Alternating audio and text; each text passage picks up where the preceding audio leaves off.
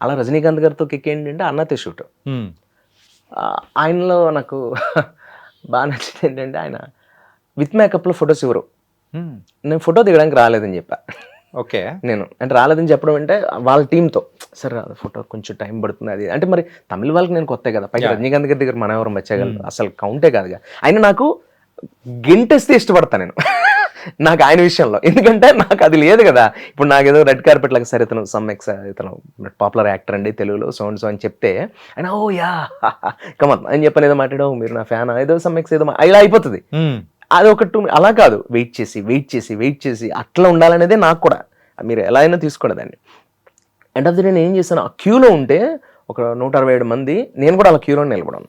అందరూ 1 by 1 photo. నా time వచ్చింది, నేను ఫోటో అలా వెళ్తుంటే కరెక్ట్గా వాళ్ళ దగ్గరికి వెళ్ళగానే లోపల ఒక స్టిల్ ఫోటోగ్రాఫర్ ఉన్నాడు.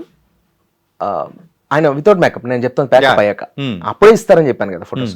ఆయన గొప్పతనం చూడండి, క్యారవాన్లో ఒకరు ఉన్నారు, front door back door 167 members around క్యూలో ఉన్నారు. వాళ్ళందరికీ ఫోటోస్ ఇచ్చి వెళ్తారు ఆయన. అలా 200 మంది ఉన్నా కూడా వాళ్ళందరికీ ఫోటో ఇచ్చి వెళ్తారు. ఇది రజనీకాంత్ గారి లైఫ్ స్టైల్. ఆయన షూట్లో ఉన్నప్పుడు ప్రతి ఒక్కరిని కలిసి ప్యాకప్ అయ్యి వెళ్తారు.